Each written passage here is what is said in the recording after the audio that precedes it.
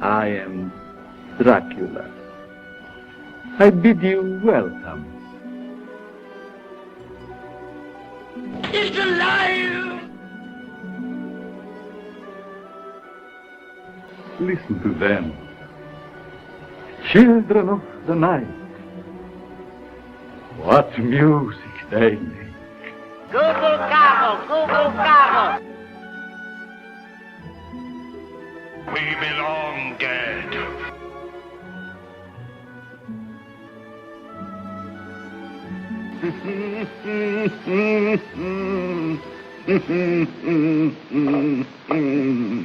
Have a potato. Welcome to this episode of The Good, the Bad and the Universe with your hosts Mark and Sam. Today we'll be talking about I think it was 1945 film House of Dracula. Hi Sam. Hey. Right, so this kind of marks the end of the golden age Universal serious horror films. After this we get the comedy effort by Abbott and Costello, and then we get a little spate of another horror series, which is Creature from the Black Lagoon, but that sort of sits alone. So this is the last of the Universals in terms of being straight, as I say. Abbott and Costello does mark the very final one of this kind of set, but this is the more serious one. Anyway, what do you think of this? I think it was okay at best. It wasn't great, but it's not the worst Universal horror film we've watched. What do you think the worst Universal horror film we've watched? Well, I can't really say watched to this, but American... A Werewolf of London. Werewolf of London was pretty dire, yes.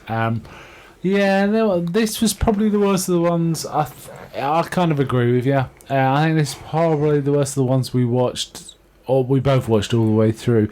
I preferred Dracula's Daughter and Son of Dracula to this, actually, and House of Frankenstein. And I wasn't that much taken on that. Yeah, it has a number of problems. I mean, it's got all the three main monsters: Frankenstein's monster, Dracula, and the Wolfman. Yeah. But it's just done in a really weird way, isn't it? There's a doctor called Dr. Edelman who gets visited by Dracula, who wants to be cured, but he doesn't want to get cured that much because he puts the bite on one of the nurses. Well, he tries to put the bite on one of the nurses. Yeah, he does. And that has its own towel. And then Larry Talbot turns up, and he has his own towel. Yeah. And the doctor does stuff. Him always in one, but yeah. And then we get a little bit of Frankenstein's monster at the end. It comes to something when those three are upstaged by a mad doctor. Yeah. Frankly, the best thing in this was the mad doctor, in my opinion. I thought he was quite a good actor, and it was kind of fun. He was the fun bit of it. He was completely balmy. It was almost the Jekyll and Hyde story, wasn't it? Yeah.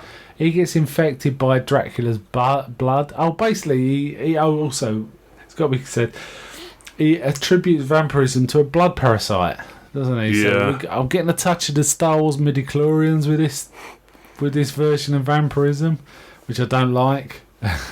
Yeah. They even get a hunchback in this in the form of a nurse called Nina. Yeah. I think they just had the hunchback in this so that they could put it on the poster. Yeah, it's kind of a weird. She's got no real arc. You feel like she's going to be cured or something, but she's kind of kind of a nice person, and she gets disposed of pretty much right near the end. I kind of like the Doctor though, as I say. It's kind of a bit dull. Frankly, it's 66 minutes and it was hard work. Yeah. Did you find, or was it was entertained? It felt like it was much longer than 66 minutes. Yeah, I mean the three stories. One was like I say, Dracula trying to get cured, and Dracula he was alright when he started. It was kind of John Carradine was kind of cool, but then he just seemed to be like a head waiter hanging around. Yeah. And he'd occasionally pop back in, and you'd think, oh yeah, Dracula's in this. Yeah, and he turned into a bat a few times, and there was a few cool effects, and not so good when the bat seemed a lot bigger than before. I don't know if it was, but it seemed bigger. Yeah, it had more sort of motion in the wings. And Larry Talbot, when he realises he transforms in a prison cell, doesn't he? Which makes sense. Yeah. And the doctor thinks he can cure him, but old Talbot, he don't like what he's become, and he throws himself off a cliff. And then the doctor gets winched down, and the moon's still up. Well, yeah, be fair, it was shown that it only occurs when he steps into the moonlight. Yeah, okay, alright. He goes down there and he finds a cave at the bottom, and he goes in and he's looking for Larry Talbot, who's the wolf man. Yeah. And then he starts they just sort of stumble across Frankenstein during this as monster, well. Yeah, and he says, "Oh, the mud must have brought me." Oh, it's Frankenstein's monster and a skeleton. So Yeah. obviously that's Boris Karloff.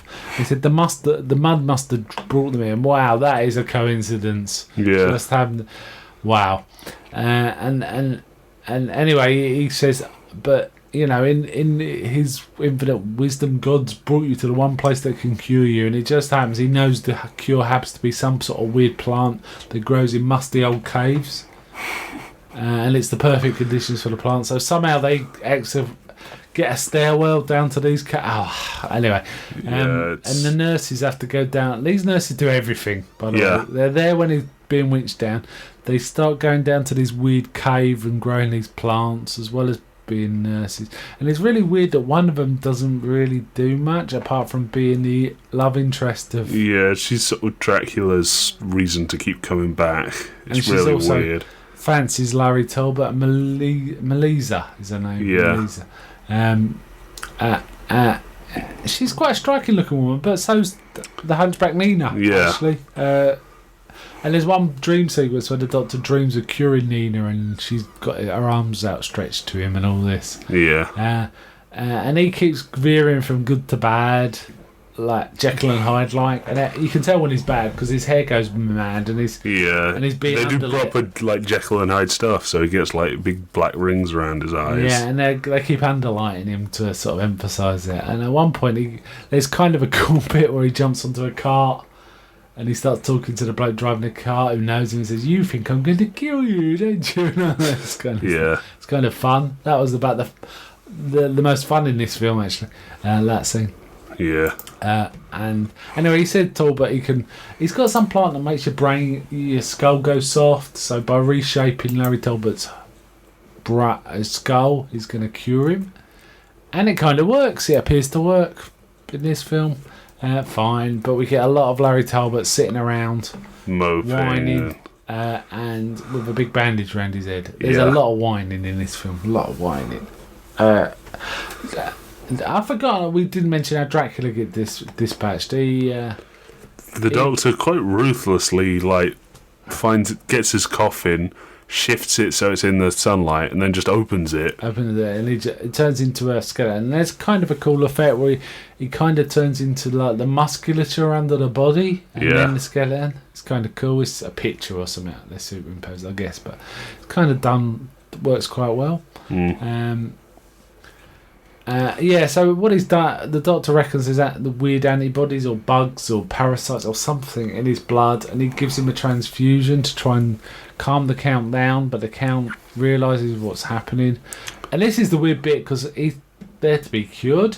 Yeah. He reverses the blood transfusion so the doctor has some of his blood. Yeah. And that sends it doesn't turn him into a vampire, it just sends him makes him go nuts. It's which is weird. Really weird. That doesn't matter. There's some cool effects also with Dracula and a mirror, which is kind of well done. We figured it was a body double for the nurse he was with. So when we see her walk away from the mirror with Dracula, that's someone else. That's someone else doing it. But it looks kind of cool.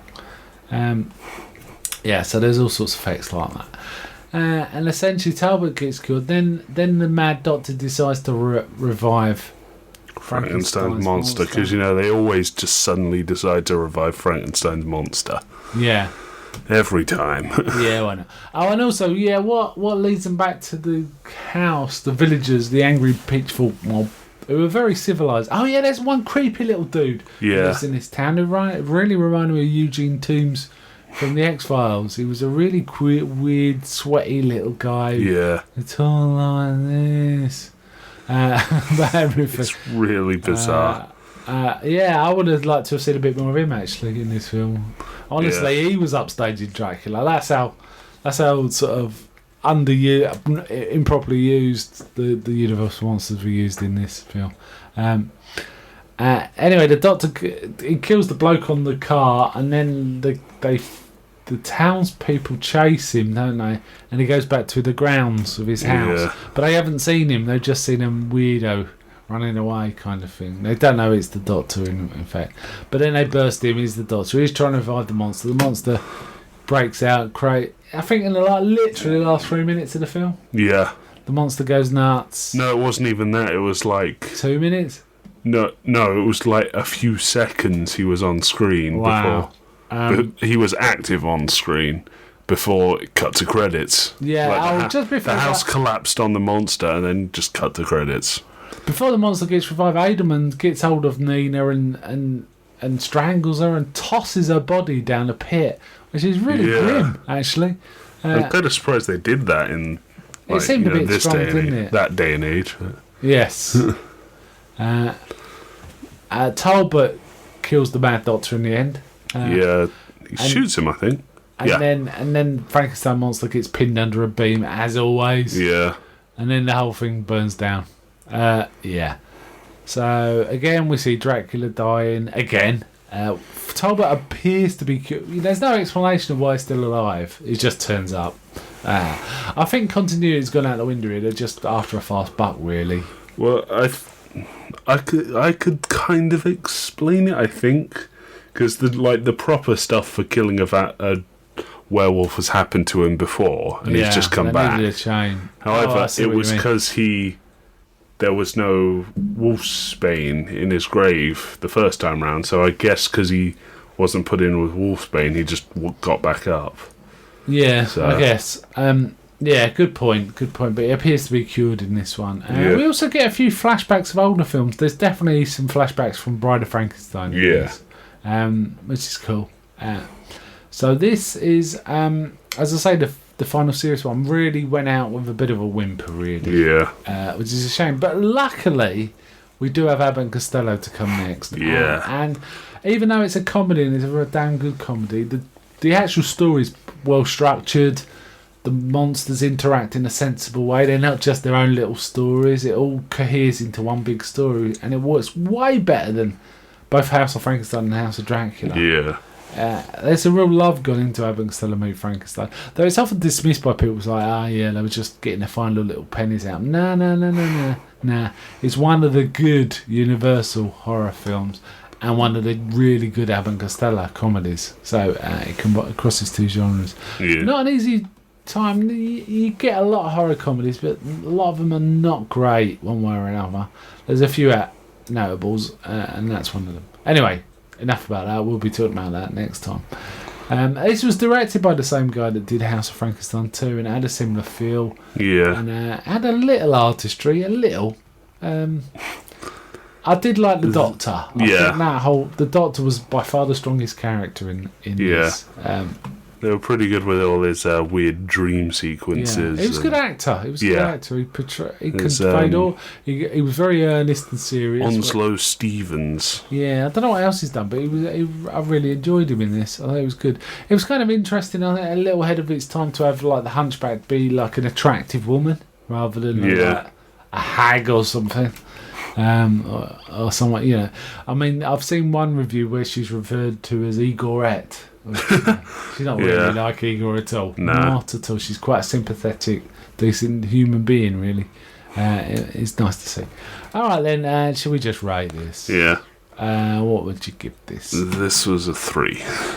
A 3? I wouldn't argue with that. I think I'd give it a 4. I think that'll do me for that. Yes, a 4. So not a great entry. But next time we'll be doing Abbott and Costello Meet Frankenstein, which I have been looking forward to since we started this. How about you? Yes. And then we got the rather good Creature from the Black Lagoon following up after that, so that'd be kind of cool. We got some good ones coming up. Okay then, bye from me. Bye.